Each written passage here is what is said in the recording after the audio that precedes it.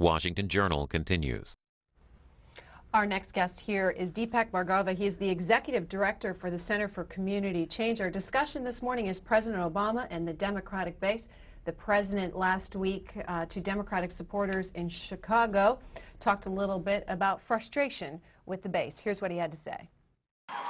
I know there are times where some of you have felt frustrated because we've had to compromise with the Republicans on some issues. There have been times people are frustrated because we didn't get everything done in the first 2 years. There have been times where I felt the same way you do. Mr. Bhargava, are you frustrated?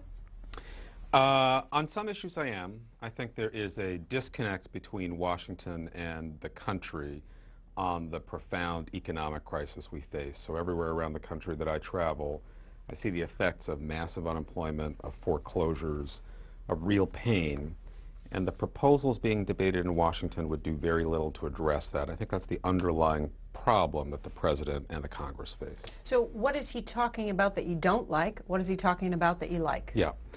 Well, the President last week gave a very important speech, and in that speech he really began to articulate a vision for why we need a government to do certain things that we can't do for ourselves as individuals.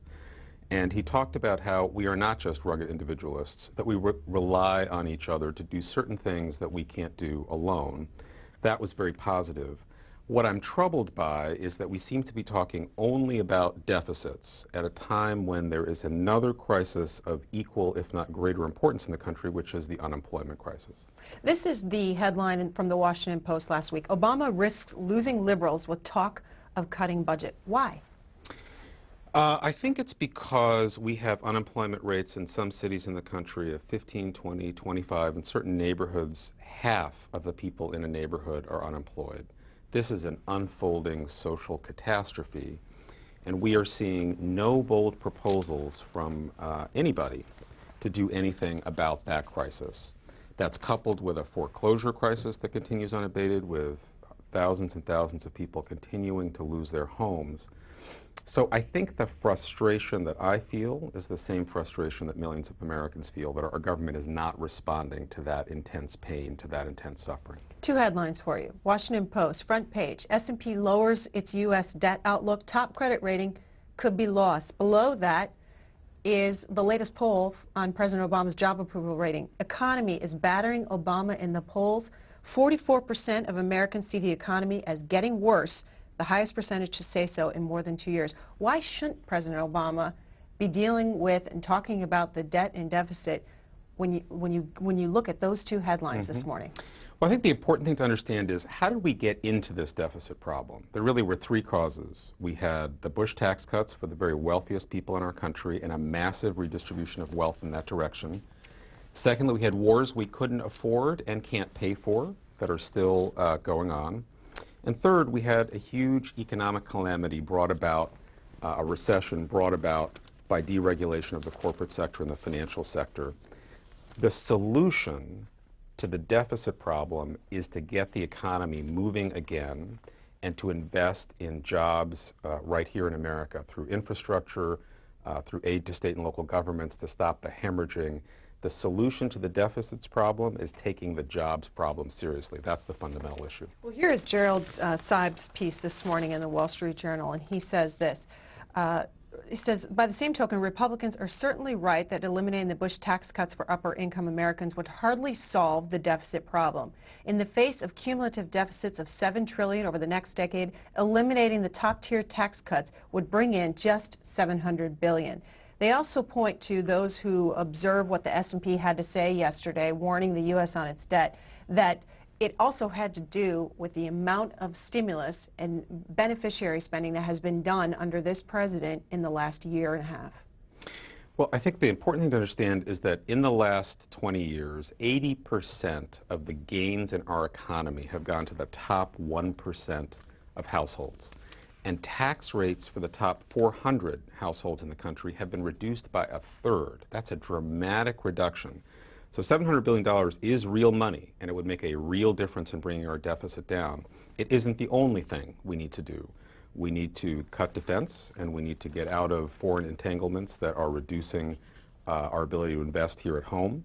We need to make major investments in infrastructure to get the economy moving again so we get tax revenues up. The economic recovery package actually did not go far enough. That was its problem. It contained very important programs to get the country moving again, but it wasn't big enough and bold enough to jumpstart the economy to the level that we needed it to do. S&P is saying that this country, unlike other countries like England, has not responded to the financial crisis as they should have. They're saying the opposite of what you just said. Those countries, like England, European countries, scaled back. They passed austere programs, and that has helped them with their economies, and the U.S. needs to start doing the same. Well, I'm glad you brought that up because we're actually seeing what austerity looks like in the United Kingdom. They have done massive budget cuts, and what they're seeing is a slowdown in economic growth, and they are on the verge of going back into a severe, severe recession as a result of scaling back their investments in their country's future.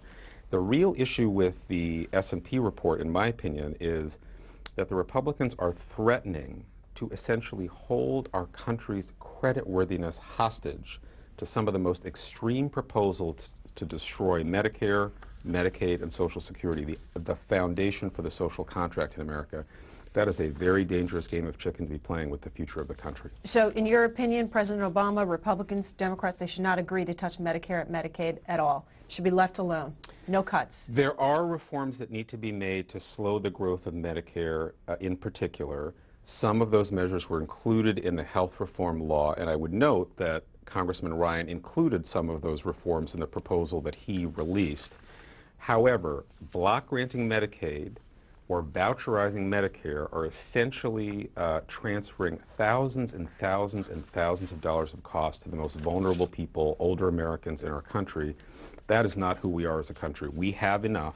There is enough if we take a different course and increase taxes on those who can most afford to pay. Given that President Obama's latest poll numbers are 7 points below what they were in the most recent other poll, nearly matching the worst level of his presidency, how does your message appeal to independents, which President Obama needs to win re-election in 2012? Well, I think independents are hungry for an alternative that speaks to the crisis that's happening in the country that they see. What do they see? They see that we had the worst financial crisis in this country in 70 years. Nobody went to jail. We had a regulatory reform package that went through Congress that was not tough enough.